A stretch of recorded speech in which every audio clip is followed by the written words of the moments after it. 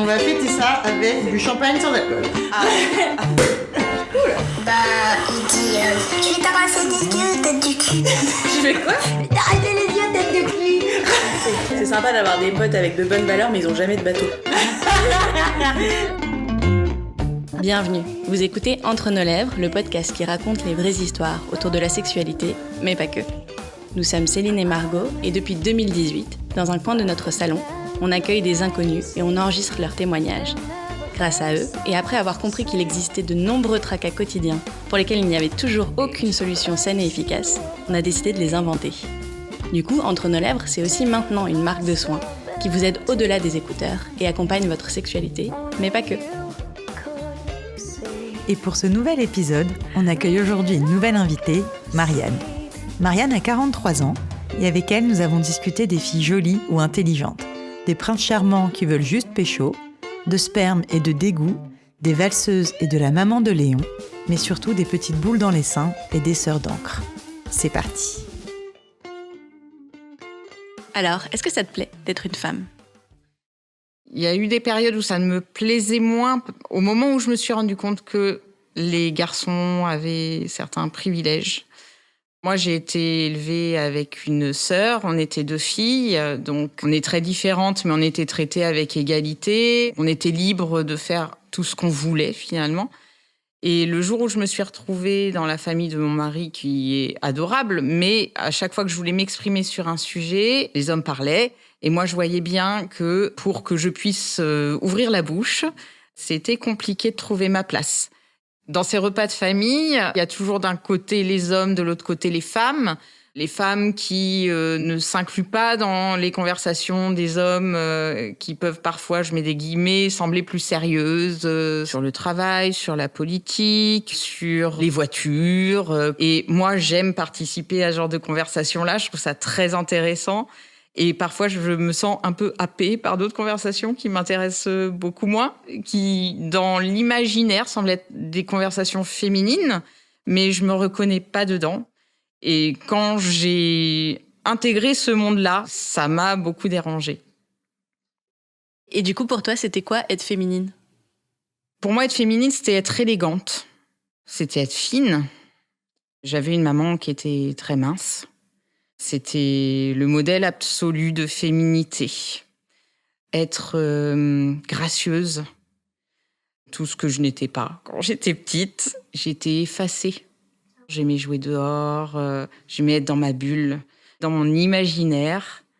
J'aimais faire du vélo, j'aimais sauter dans la boue, trifouiller de l'eau dans les flaques, des choses comme ça.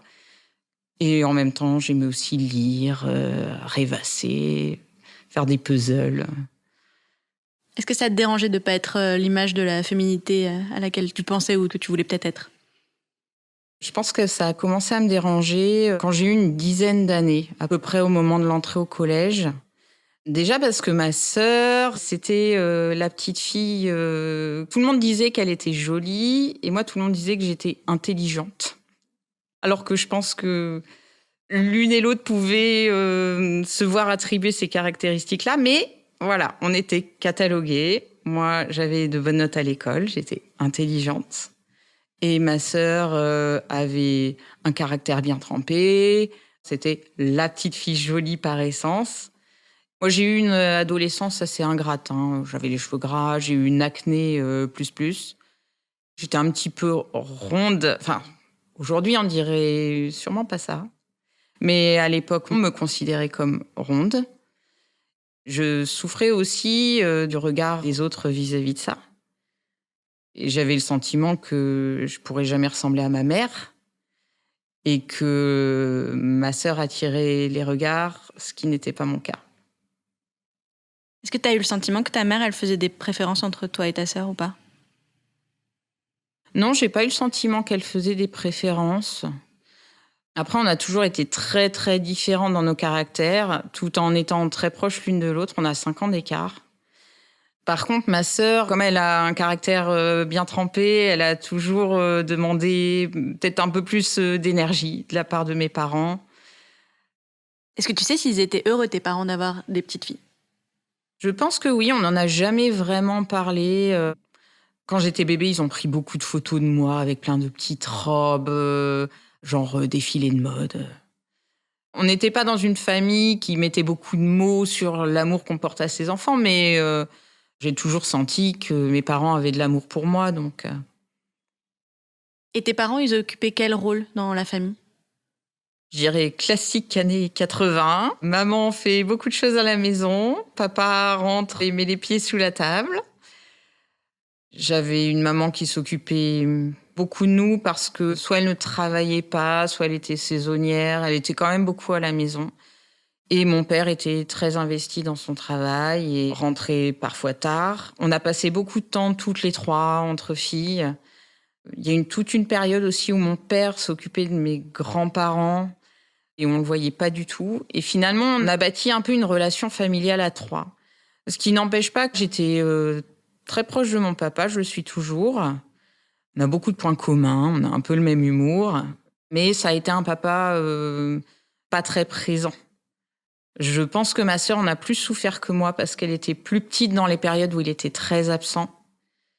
Ma mère, c'était quelqu'un qui, je pense, avait un grand besoin de liberté, qui se sentait un peu enfermée dans son rôle de femme au foyer. Je pense qu'elle aurait eu des aspirations professionnelles qu'elle a laissées de côté. Elle était esthéticienne avant ma naissance et elle a fait le choix de suivre mon père dans sa vie professionnelle et de larguer son boulot, en fait. J'ai toujours senti en elle une espèce de tristesse, vraiment des regrets par rapport à la vie qu'elle avait bâtie avec mon père, quoi. Je pense pas qu'elle ait regretté d'avoir eu des enfants. Ce serait peut-être une question à lui poser un jour, je sais pas. Est-ce que tu te souviens de l'âge que tu avais la première fois que tu as découvert la sexualité ou compris que ça existait ? J'ai souvenir où j'avais environ 5 ans. J'étais allongée sur le ventre, il devait y avoir un contact entre mes mains, elles devaient être coincées entre moi et les draps, etc. Et j'ai compris que si je bougeais un petit peu, il se passait des choses. Très rapidement, mes parents se sont aperçus que je faisais ça de temps en temps. Et j'ai un souvenir très vif encore de mes parents qui viennent me voir à un moment donné en me disant « il faut pas faire ça, c'est pas bien de faire ça ». Et je revois une espèce de regard un peu accusateur. C'est quelque chose que j'ai porté pendant très longtemps. J'ai très longtemps eu le sentiment d'être quelqu'un de mauvais et qui fait des choses horribles. Et ça a été compliqué de surmonter ça. Jusqu'à ce que je comprenne, quand j'étais adolescente, que je lise des magazines de l'époque où il y avait des jeunes filles qui témoignaient, etc., où je me rends compte qu'il y en avait d'autres qui faisaient ce genre de choses aussi, que ça portait un nom. Mais je pense qu'à l'époque, c'était quelque chose qui était très tabou, dont on parlait pas du tout. Moi, c'est quelque chose que je pardonne complètement à mes parents parce que on parlait pas de toutes ces choses-là à l'époque. Je suis prof des écoles, j'ai travaillé en maternelle. Les enfants, à la sieste, tripotent beaucoup, ils se découvrent. Et je me souviens que quand j'apprenais à être maîtresse, il y avait une enseignante qui nous avait tous parlé, tous les étudiants futurs profs des écoles, en disant s'il y a des petits qui se touchent pendant la sieste, il faut les laisser faire, c'est important, il faut vraiment leur expliquer que c'est quelque chose d'intime, mais surtout ne les culpabilisez pas pour ça. Et j'avoue que ce discours-là, il m'avait fait énormément de bien, parce que ça m'avait ramené à mon passé d'enfant, et je m'étais dit, bon, il y a quand même des adultes qui ont ce regard aussi... Qui sont formés. Oui. Ils ont besoin d'entendre parler de très bonne heure. Moi, je le vois quand à l'école, on discute de sexualité, quand on ouvre des livres qui montrent l'anatomie. Il y en a qui sont très bien faits maintenant, qui sont très précis sur comment est faite une vulve, comment est fait un pénis, à quoi ça sert, etc. Les enfants, ils sont avides de connaître ces choses-là. Ils n'ont pas cette pudeur, ils n'ont pas ce côté un petit peu honteux. Ils aiment entendre les vrais mots, ils ont besoin d'entendre les vrais mots. Aujourd'hui, on parle beaucoup d'éducation à la santé sexuelle.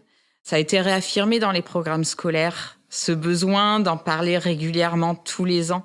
C'est une mission qui est fondamentale au niveau de l'éducation. de leur parler de toutes ces choses-là avec des vrais mots et de les déculpabiliser par rapport à leur découverte du corps.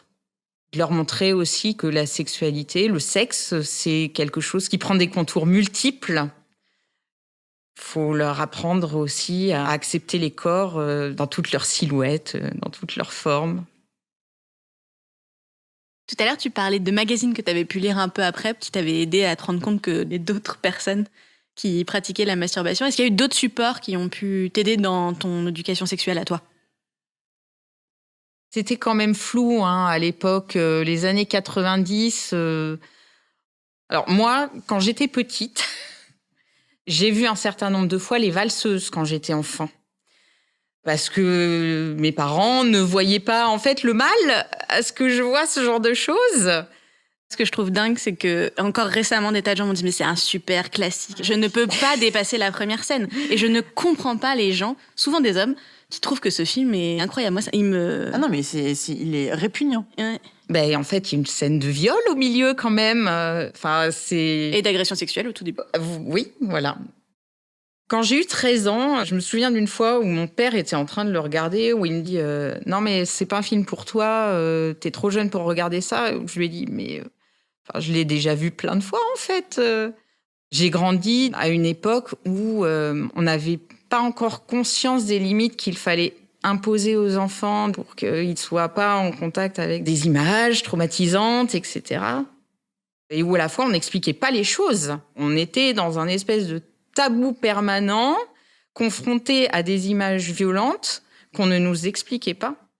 Il fallait être capable de prendre du recul par rapport à ça, mais quand on est adolescent, on l'a pas ce recul. Du coup, c'est quoi l'image que tu avais du sexe ? C'était quelque chose de sale, clairement. On m'avait fait comprendre qu'il fallait pas que je me touche. C'est quand même quelque chose que j'avais envie de découvrir parce que je me faisais plaisir. Je voyais que ça rendait les gens heureux, que j'avais envie de ce contact physique. Je voyais ça aussi, malgré tout, comme une manière de se rapprocher. Enfin, c'était un peu ambivalent. Je pense que c'est vraiment la partie sexe autour du pubis, etc. Le fait d'introduire un truc comme ça. Qui était le côté un peu sale. Mais à côté de ça, il y a toutes les caresses, il y a tout le romantisme et le fait qu'on s'aime, etc. Je pense que ça m'attirait beaucoup malgré tout. Mais je vivais tellement dans mes rêves, je m'inventais tout un tas d'histoires d'amour. C'était toujours très romanesque. Mais j'avais du mal à imaginer que ça puisse se concrétiser finalement. J'avais envie que ça se concrétise, mais en même temps, ça me semblait un peu inaccessible. Et c'était quand, du coup, ta première fois ? J'avais 20 ans. Avant ma première fois, il y a eu une expérience un peu traumatisante. J'avais 18 ans, on était dans une chambre d'étudiants, on était, 4 ou 5. J'étais avec une copine qui m'avait attirée là parce qu'elle voulait choper un gars, voilà. Et puis, il y a un autre gars à qui j'ai plu. Il me déplaisait pas plus que ça, mais bon, on a commencé à s'embrasser, machin. Puis il a commencé à venir me tripoter un peu. Et à un moment donné, il m'a emmenée à l'écart et il m'a attirée dans sa chambre. J'osais pas trop dire non. Il a fermé la porte à clé. Ça m'a un peu mis la puce à l'oreille quand même. Mais je n'osais toujours rien dire. Il m'a demandé de me déshabiller. Je n'osais toujours rien dire. J'ai quand même fini par avoir la présence d'esprit de me dire « Non, là, je ne l'ai jamais fait. Je ne veux pas que ça se passe comme ça. Je ne veux pas que ça se passe avec lui. » Je lui ai dit. Il m'a dit « Ok », mais il m'a quand même demandé de le masturber. Il a fini par éjaculer et ça m'a sauté au visage. J'ai mis longtemps à comprendre que ça avait été traumatique pour moi parce que j'ai mis longtemps à accepter le fait que c'était pas consenti finalement. Que je l'avais fait pas sous la contrainte, mais en n'osant pas dire que je ne voulais pas, il y avait aucune clarté. Comme tu venais de dire non pour quelque chose, tu te sentais un peu obligée de dire oui pour autre chose, c'est ça ? Je pense que c'est un peu ça, oui. Ce qui m'est resté de cette soirée-là, c'est que je déteste les fluides. J'ai beaucoup de mal à supporter le sperme et j'ai mis très longtemps à comprendre le lien logique entre cette soirée-là et cet état de fait. Est-ce que c'est quelque chose qui est toujours compliqué pour toi ou est-ce que tu sens que d'avoir compris, ça t'apaise un peu et ça t'aide ou pas du tout? C'est toujours un peu compliqué. J'ai pas de problème à avoir du sperme en moi quand on fait l'amour. Par contre, je n'aime pas en avoir sur les mains. J'aime pas quand ça me colle sur les bras, sur le ventre. J'ai besoin de me nettoyer très vite après. Du coup, la première fois que tu as fait l'amour de façon consentie, c'était à 20 ans, comme tu nous le disais juste avant? Oui, ça n'a pas été extraordinaire. Ça a été plutôt très douloureux. J'ai perdu beaucoup de sang. J'avais beaucoup entendu que ça pouvait faire mal. Quand tu dis que tu as perdu beaucoup de sang, ça représentait quoi? Ça avait l'air d'être comme des règles ou pas à ce point-là? Plus. Ça avait fait une grosse tache sur les draps, ça a taché le matelas. Comme j'avais l'habitude de perdre beaucoup de sang pendant mes règles, ça m'a pas tant impressionnée que ça. J'étais un peu honteuse d'avoir sali les draps, alors qu'ils savaient que c'était ma première fois, etc. Mais c'était plutôt ça, un espèce de sentiment de honte.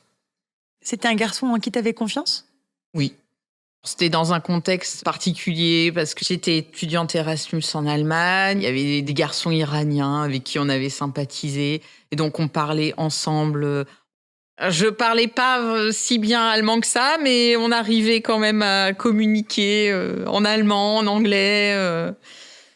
Est-ce que ça t'a fait du bien de faire l'amour?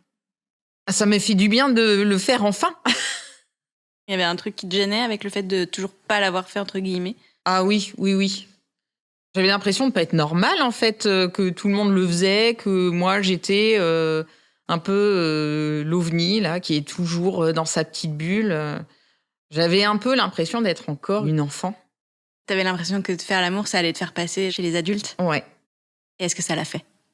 Un petit peu quand même, hein. J'ai l'impression qu'après, ça m'a fait grandir, malgré tout. Est-ce que t'as continué à avoir des relations avec ce garçon ou pas du tout? Oui, pendant un certain temps. Et puis après, ça m'a aussi ouvert un peu la voie. Après, j'ai rencontré d'autres garçons. J'ai un petit peu rattrapé mon retard, on va dire. Enfin, mon retard, je dis mon retard, c'était pas un retard en vrai. Non, ça va. Et justement, à 20 ans, est-ce que tes amis savaient que tu l'avais toujours pas fait et ont été au courant quand tu l'as fait ou c'était plus un sujet? Je crois pas qu'on en parlait vraiment. Au lycée, j'avais des copines qui en parlaient de façon un peu évasive quand même. On rentrait pas dans les détails. C'était pas une conversation que tu pouvais avoir avec ta sœur, par exemple? Elle est plus jeune que moi de 5 ans, donc elle a vécu les choses en décalé par rapport à moi. J'ai dû en parler avec ma sœur et notre amie. Elles avaient 15 ans toutes les deux. Et avoir fait ma grande sœur là, qui dit vous savez, il faut prendre des précautions, etc. Je me souviens d'une conversation comme ça avec elle, où elles étaient là toutes les deux à faire Mais bon. Ah, ça leur a peut-être servi. Je sais pas. Tu nous as dit qu'après, tu avais couché avec plein de garçons. Du coup, la sexualité, après, c'est quelque chose avec laquelle tu as été plus à l'aise? Oui, beaucoup plus à l'aise. Alors, plein de garçons, non, pas plein, mais bon, quelques-uns. J'avais envie de l'explorer un peu plus. Du coup, comme je m'étais découverte très tôt, ça me donnait un peu le pouvoir d'être à l'aise avec mon corps, finalement. Et j'avais l'impression que je pouvais, entre guillemets, être bonne. Et c'était important pour moi. Pour toi, être bonne, c'était savoir connaître ton corps et y jouir facilement? Ouais, et trouver du plaisir et donner du plaisir. Alors pourtant, j'ai pas découvert l'orgasme tout de suite. Ça, c'est vraiment arrivé, je pense, avec la rencontre avec mon mari. Le prince charmant. Le mec arrive et il paf, apporte l'amour et les orgasmes. Tu l'as rencontré à quel âge? 23 ans. Il en avait 21. On avait pas mal de points communs musicaux. C'était très important pour moi, les points communs musicaux. T'es tombée amoureuse rapidement? Ah oui, très rapidement. Et alors, ce qui est drôle, c'est que très vite, je me souviens, peut-être à la deuxième rencontre avec lui, j'ai eu cette pensée de me dire, avec ce gars-là, ça va être une histoire de fou. Lui, il voulait juste me pécho, clairement. Pas merde. Oui, mais bon, finalement, sur le long terme, ça a plutôt bien marché. que c'était important pour toi, le sexe, dans ton couple ? Pour moi, quand je l'ai rencontré, c'était quelque chose d'important. Je peux avoir de longues périodes où je fais pas l'amour et c'est pas grave, ça me manque pas. Alors que pour lui, c'est un ciment qui est fondamental. Il y a eu des phases où c'était compliqué de gérer ça, ce décalage de libido parfois. Est-ce que c'était un sujet de dispute ? Ça a pu l'être parce que dans les périodes où moi, j'ai pas forcément très envie de faire l'amour, lui peut se sentir abandonné. Et moi, je vais beaucoup culpabiliser de cette situation. Et finalement, ça a pu arriver aussi que je me force pour lui faire plaisir. Mais au final, ça donne quelque chose de pourri, clairement. Et lui n'y prend pas plus de plaisir non plus parce que lui, ce qu'il aime finalement, c'est que je prenne du plaisir. Et dans ces cas-là, clairement, j'en prends pas. Au cours de notre vie ensemble, là maintenant, ça fait une 20aine d'années qu'on est ensemble, on a connu beaucoup d'étapes dans notre sexualité. Il y a eu la naissance de nos enfants. La naissance, après, il y a toujours un moment un peu de flottement où il faut se réapproprier son corps, où il faut retrouver les sensations d'avant. Moi, j'ai pu avoir des périodes où il y avait des douleurs, où il y avait de la sécheresse, etc. Déjà, d'avoir des enfants en soi, c'est toujours un défi parce qu'il faut trouver le bon moment. J'ai toujours très peur de faire du bruit et que mes enfants m'entendent ou alors qu'ils rentrent dans la chambre, etc. Faut qu'on trouve des parades, des moments. Ça, je trouve ça très compliqué. Et puis, il y a eu un événement très compliqué pour notre vie sexuelle. Ça a complètement renversé notre vie de couple dans toutes ses dimensions. C'est que j'ai eu un cancer du sein en 2018. J'avais 36 ans. J'ai senti une douleur un après-midi dans le sein. Le soir, je me suis auto-palpée. J'ai senti une boule. J'ai pris rendez-vous avec mon médecin traitant qui m'a dirigée tout de suite vers une échographie. Le médecin échographe regarde, il dit « J'ai l'impression qu'il y a un kyste, ça me semble pas inquiétant, mais quand même dans le doute, on va faire une biopsie. » Il avait pas l'air de s'alarmer outre mesure. Je pense qu'il y avait une part de moi à ce moment-là qui se doutait que le cancer était là quand même. J'aurais du mal à l'expliquer. Je peux pas dire que je savais que j'avais un cancer, mais au fond de moi, le jour où on me l'a annoncé, j'étais pas vraiment surprise. Donc j'ai fait ma biopsie et 15 jours après, j'étais au boulot et je reçois un appel le midi d'un médecin gynéco de l'hôpital d'à côté de chez moi qui me dit on a les résultats de votre biopsie, il faut que vous veniez, je vous donne un rendez-vous ce soir, il faut venir tout de suite. Bon, là, évidemment, j'ai tout de suite compris. J'ai appelé mon mari, je lui ai retranscrit l'appel. Dans ma famille, le cancer, c'était quelque chose de très présent. Ma mère, ils étaient une fratrie de 7. Quand j'étais petite, 5 sont décédés de cancers différents. Donc pour moi, ça faisait partie des choses possibles. Par contre, dans ma tête, le cancer, c'était quelque chose dont on ne guérissait pas. Puisque tous ceux que j'avais connus qui en avaient eu un étaient morts. Par contre, étrangement, quand je suis allée à ce rendez-vous avec ce médecin, il y a des personnes qui disent que lors de ce rendez-vous, on leur annonce le cancer, ils comprennent que 10% de ce qu'on leur dit sont loin. Moi, j'ai l'impression d'avoir été très alerte, très à l'écoute. Je prenais les choses de façon très pragmatique. Et à aucun moment, j'ai eu le sentiment que j'allais mourir. Tout de suite, c'était évident pour moi que j'allais faire des traitements, que j'allais m'en sortir et que ça irait mieux après. Mon gynéco était très rassurant. Je lui ai posé la question quand même. À la fin du rendez-vous, je lui ai dit « Vous m'avez pas parlé des chances de guérison, je vais aller mieux. » Il m'a dit « Oui, vous irez mieux. » Aujourd'hui, les chiffres, c'est 10% de femmes qui ont le cancer du sein. Il me semble que 80% d'entre elles, aujourd'hui, guérissent. C'est même plus aujourd'hui, c'est plus de 90%. C'est peut-être bien ça, ouais.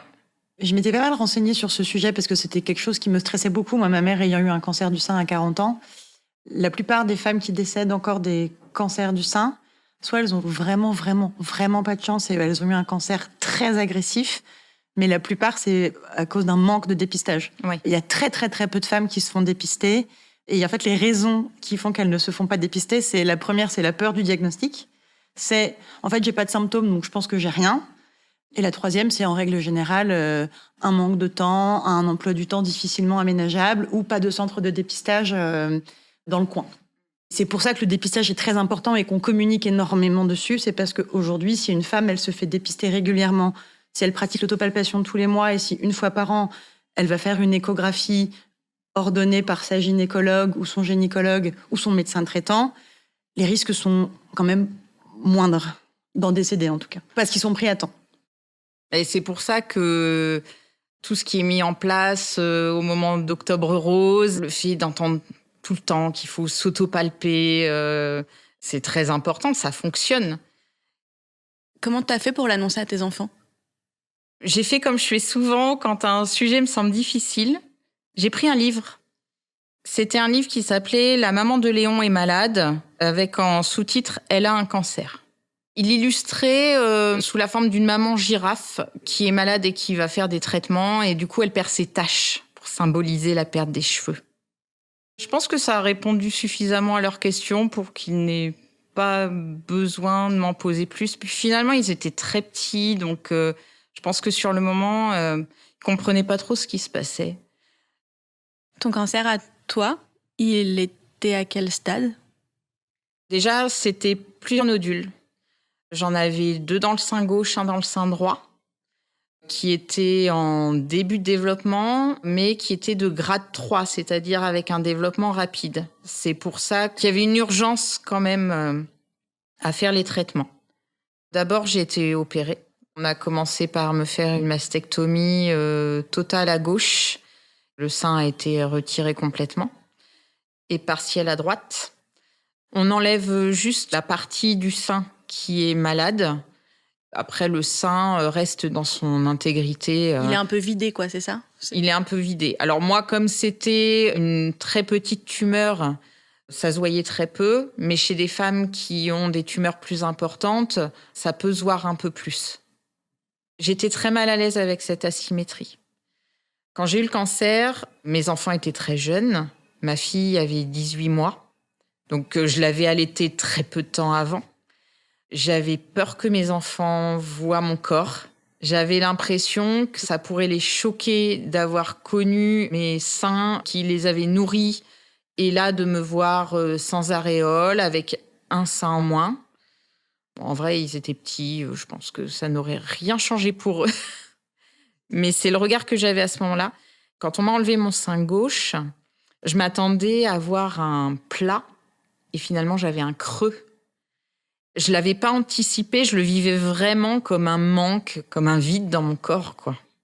Est-ce qu'ils t'ont laissé le choix de la mastectomie ou est-ce que c'est quelque chose qu'on t'a imposé ? Moi, ma maman, on lui avait dit, nous, on préconise de sauver le sein, donc on aimerait d'abord faire la chimio, voir comment vous réagissez pour potentiellement ne pas faire l'ablation et après pouvoir retirer simplement la tumeur si elle a beaucoup réduit grâce à la chimio. Mais si vous préférez, on peut aussi faire l'ablation tout de suite si ça vous rassure. En fait, on lui avait un peu proposé plusieurs scénarios et on l'avait laissé choisir ce qu'elle préférait. Est-ce que toi, on t'a proposé plusieurs options et t'as pu un peu choisir ou est-ce qu'on t'a imposé un protocole strict auquel tu pouvais pas déroger ? Je dirais pas qu'on me l'a imposé, mais on me l'a présenté comme l'option la plus viable, celle qui me permettrait la meilleure guérison. Et j'ai fait confiance aux médecins que j'ai rencontrés. J'ai rencontré pendant toute la période de mes traitements des professionnels de santé qui étaient vraiment super, qui étaient d'une grande écoute, d'une grande bienveillance. Mes séjours à l'hôpital se sont tous extrêmement bien passés. Ensuite, j'ai commencé une chimiothérapie qui a duré 4 mois. J'ai suivi plusieurs protocoles parce que le premier protocole, je le tolérais très mal. Ça me rendait très malade. Aujourd'hui, les médecins font très attention à ce que les patients tolèrent bien le traitement. Et on m'a proposé un autre protocole. Donc, le premier, c'était toutes les 3 semaines. Le deuxième, c'était toutes les semaines. Bon, il s'est avéré que je faisais une allergie au traitement, donc on a rechangé le protocole. Donc, ça a duré 4 mois. Après la chimiothérapie, comme j'étais jeune, on a fait une recherche génétique pour comprendre pourquoi j'avais eu un cancer à cet âge-là. Et donc, on a découvert une mutation génétique BRCA2. C'est la même qu'Angelina Jolie. Et à partir de ce moment-là, les médecins m'ont dit qu'il était préférable, de manière préventive, d'enlever le deuxième sein. Est-ce qu'on propose des chirurgies réparatrices après? J'avais plusieurs options. On m'a proposé soit de mettre des implants en silicone, soit des muscles de mon corps et des implants de peau pour reformer un sein qui a un aspect plutôt naturel. Au départ, c'était l'option que je visais. J'avais entendu parler d'une opération où on prend du gras dans le ventre et où on utilise la peau du ventre pour reformer le sein. Mais c'était une opération de 8 heures pour un sein. Et moi, j'avais les 2 seins à reconstruire.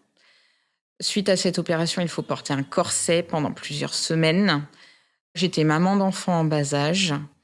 J'avais déjà traversé les traitements en m'occupant de mes enfants. Je me sentais pas l'énergie d'aller sur une opération comme ça. Et au départ, la pose d'implant, je voyais ça comme introduire un corps étranger dans mon corps.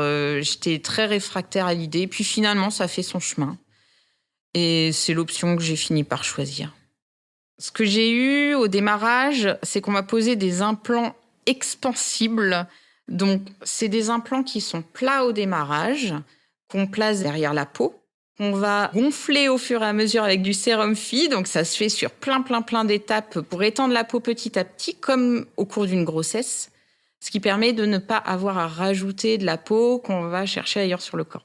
Une fois que ça a été suffisamment gonflé, que la peau était suffisamment étendue, on m'a posé les implants pas tout à fait définitifs parce qu'au bout de 10 ans, il faut les changer. C'est très surveillé pour éviter les soucis avec le silicone. Et puis, à l'issue de tout ça, j'ai réfléchi à la reconstruction de l'aréole. C'est la partie de l'opération qu'on fait en tout dernier.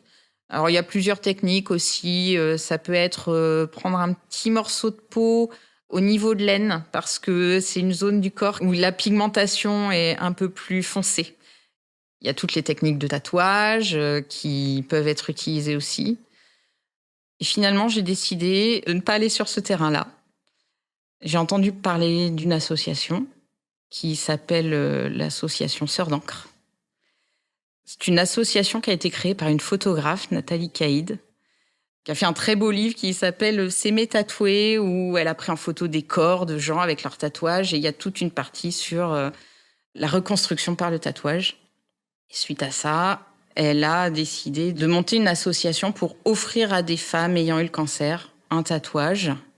Ce sont des tatoueuses qui se déplacent de toute la France. Ça fait 1 an maintenant que je les ai contactées. On ne choisit pas sa tatoueuse, donc elles m'ont mis en contact avec la tatoueuse. J'ai pas du tout choisi de faire dessiner une aréole, finalement. On peut explorer tout ce qu'on veut. Donc, moi, j'ai choisi un motif floral parce que ça me plaisait. Je suis allée me faire tatouer lors d'un événement de tatouage. C'est comme des conventions de tatouage qu'elles organisent. Ça s'appelle Rose Tattoo. Et donc, je suis allée me faire tatouer pendant 5 heures. J'étais allongée sur la table de tatouage. J'ai fort souffert. J'ai pleuré beaucoup. Mais c'était un moment extraordinaire parce qu'on est beaucoup de femmes à se faire tatouer en même temps. Et en fait, à chaque moment où vraiment je souffrais, il y avait plein de femmes autour de moi qui me serraient les mains et qui me papouillaient la tête et qui m'encourageaient. Et c'était juste magnifique. Et à la fin, j'étais très fière de moi, très contente de mon tatouage. Il prend toute la poitrine. Et puis, il cache mes grandes cicatrices. Et t'aimes bien le montrer à tes enfants, si tes enfants maintenant ils peuvent te voir? Oui, tout à fait. On dirait la petite sirène un peu. Enfin, en tous les cas, si j'avais été enfant, j'aurais tout de suite pensé à ça et je me serais dit, putain, ma mère, c'est une sirène, la classe. C'est vrai que quand ma fille vient dans la salle de bain et qu'elle le voit, elle me dit « Oh, maman, ton tatouage, il est trop beau !» À partir de quel moment est-ce que tu as su, même si au fond de toi, tu en étais déjà persuadée, que ton pronostic vital, il n'était pas engagé ou plus engagé? À partir de quel moment est-ce que vous avez été complètement rassurés? Alors, dès le début, on nous a vraiment rassurés sur la guérison. Surtout que tout est mis en œuvre pour vérifier qu'il n'y a pas de métastases qui sont échappées vers les ganglions, etc.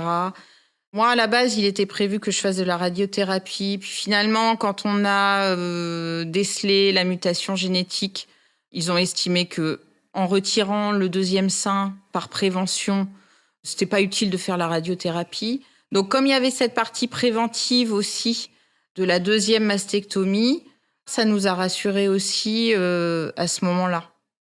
Et puis, l'autre chose que je n'ai pas dite, c'est que mon cancer était hormonodépendant, c'est-à-dire qu'il réagissait en fonction des hormones dans mon corps.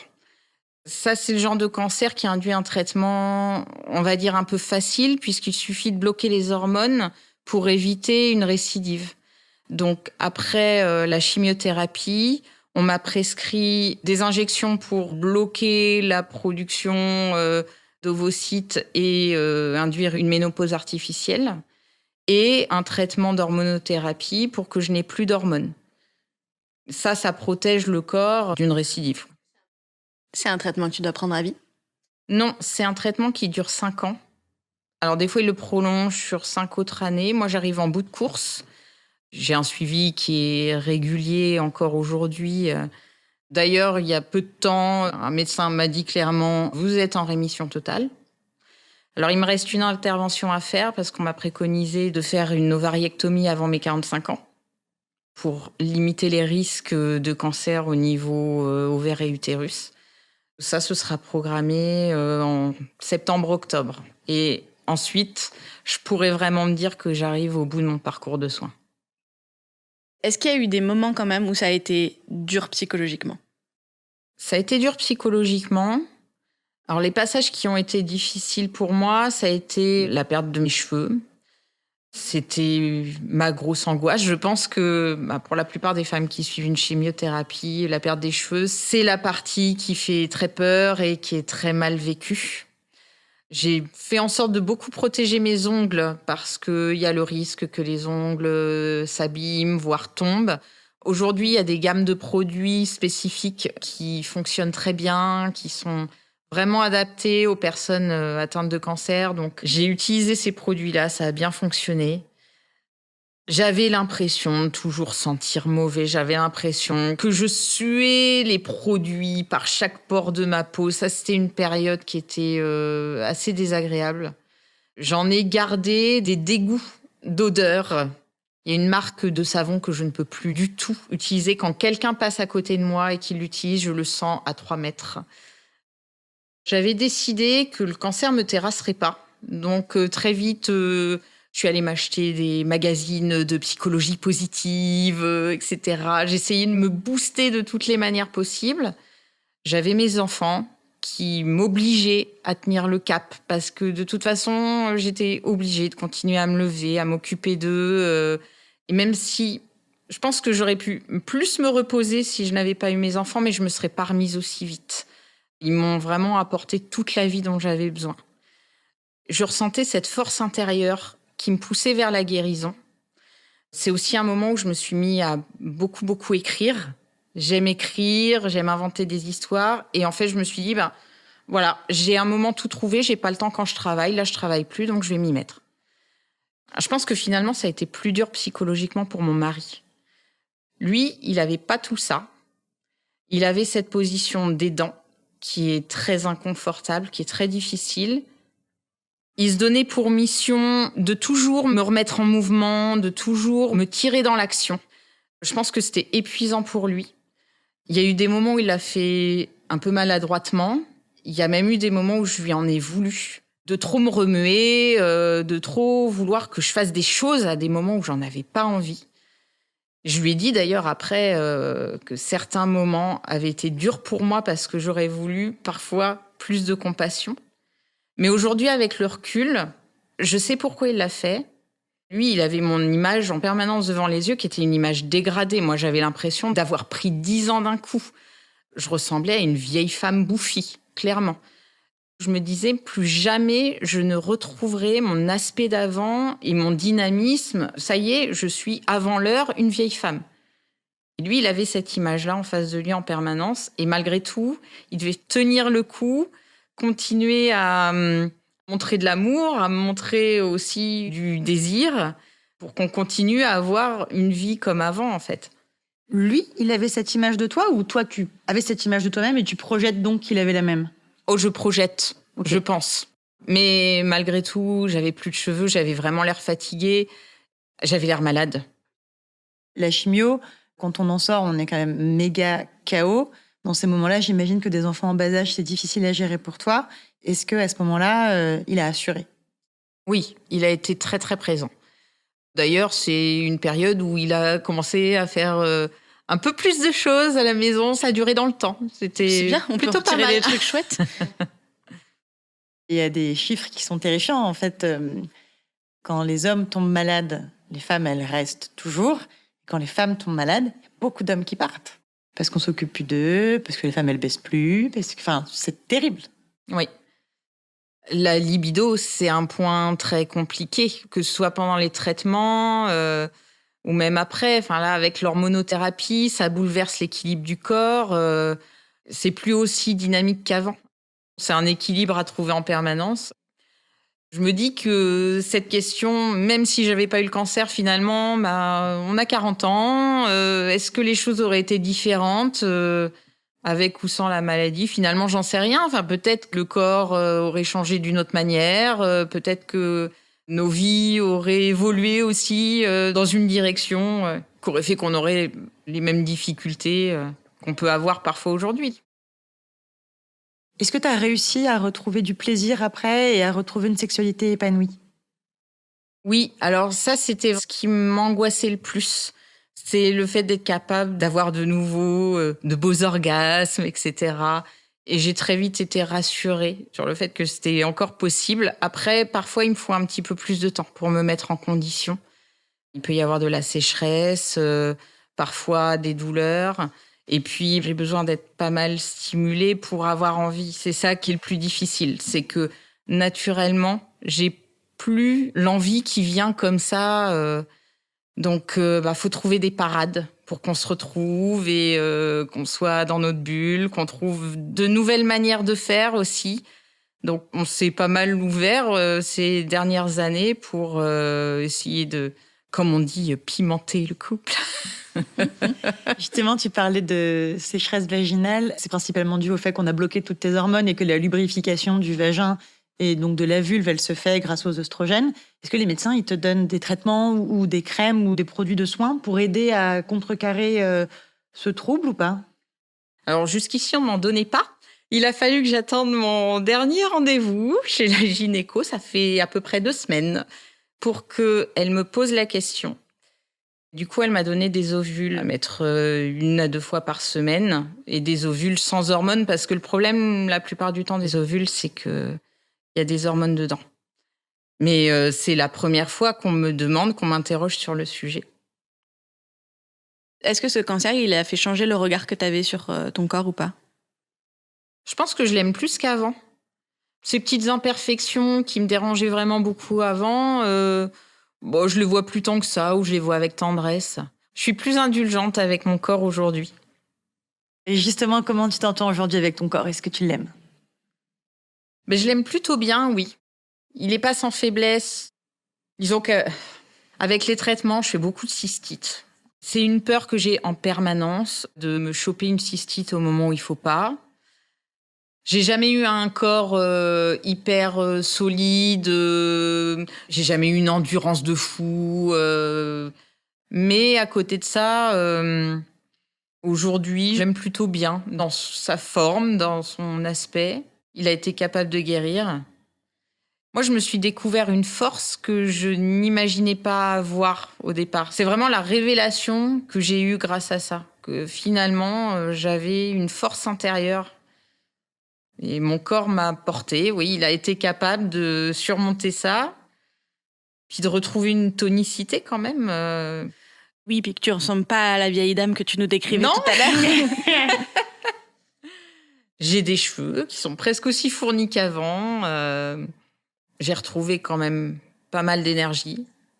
C'est pas tous les jours au top, l'énergie, mais... En même temps, t'es maîtresse d'école et t'as 2 enfants. Oui, c'est ça.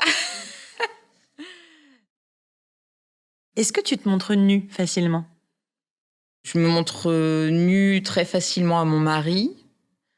En dehors de lui, je suis plutôt pudique quand même. J'ai montré ma poitrine à ceux qui en avaient envie après avoir fait mon tatouage parce que j'étais tellement fière. Je suis assez pudique avec mes enfants aussi. J'ai grandi dans une famille où, malgré tous les tabous autour du sexe, tout le monde se baladait à poil tout le temps. Et j'étais pas tellement fan de ça. Donc, je le fais pas avec mes enfants. Qu'est-ce que tu préfères chez toi ? Mon envie débordante de tout essayer, de tout faire, de créer plein de choses. Je pense que j'ai pas fini de bouffer la vie, quoi. Ça te fait peur de vieillir ? Ça me fait peur d'avoir mon visage qui s'affaisse. Ça me fait peur d'avoir un corps qui bouge moins bien, sachant que déjà, je suis pas une sportive de haut niveau et que je suis très vite limitée. Je m'essouffle vite. Je suis vite un peu bloquée dans mes mouvements. Donc, j'ai peur qu'en vieillissant, ça ne fasse qu'empirer. J'ai plus peur maintenant de la maladie que de la vieillesse en elle-même. J'ai plein d'exemples de vieilles personnes autour de moi qui sont super dynamiques et qui font plein de trucs. Mais à côté de ça, quand je vois des personnes qui se retrouvent avec Alzheimer, le panel de maladies potentielles qui peut encore arriver au cours de ma vie semble un peu trop étendu. Alors j'espère passer entre les gouttes comme tout le monde. Après, le fait de vieillir en soi, d'avoir des rides, de changer vraiment de corps, ça me fait pas si peur que ça. Est-ce que c'est plus facile pour toi aujourd'hui de dire ce que tu veux et ce que tu veux pas, que ce soit sexuellement ou pas ? Je dirais pas que c'est plus facile, mais je pense que j'apprends à m'obliger à dire les choses. Il y a pas si longtemps que ça, j'ai suivi une courte thérapie parce que je me sentais pas bien de manière générale. Et en fait, ce qui est ressorti de ça, c'est que j'avais vécu toute ma vie en étant dans une constante adaptabilité aux autres. Ça a été une révélation parce que oui, j'ai passé toute ma vie à essayer de ressembler à ce que les autres voulaient voir de moi en me coulant dans le moule en permanence. C'est épuisant. J'ai plus envie de vivre comme ça. J'ai envie de m'affirmer dans ce que je veux, mais ça veut dire qu'il faut déjà, moi, que je définisse vraiment ce que je veux. Ça, c'est très compliqué encore, de savoir ce que je veux dans toutes les situations. C'est l'heure de la question de la fin. Pourquoi est-ce que tu as voulu venir nous parler de tout ça et surtout, qu'est-ce qui était important pour toi ? J'ai toujours voulu trouver des moyens d'apporter une petite pierre à l'édifice, des choses que je trouvais importantes dans la vie, sans avoir de sens militant, sans être capable de trouver comment dire les choses qui me tenaient à cœur. Parler dans votre émission, pour moi, c'est une manière de me dire que s'il y a ne serait-ce qu'une seule personne qui traverse en ce moment l'épreuve du cancer, et franchement, on sait qu'il y en a énormément. S'il y a une seule personne qui écoute et à qui ça donne de l'espoir et que ça permet de rassurer sur les traitements, sur l'après-maladie, ce sera une petite victoire.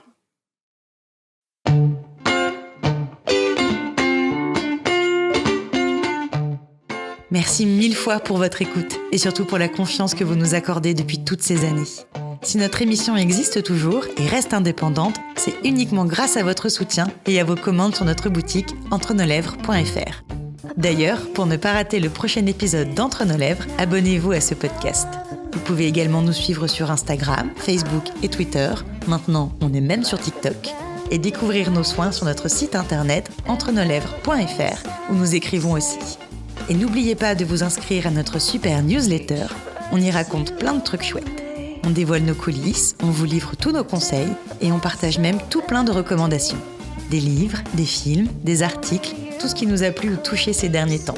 Promis, c'est cool. Ah oui, et puis le montage et le mixage de cet épisode ont été faits par Marthe Cuny et la musique du générique par Martin de Bauer. Allez, à bientôt.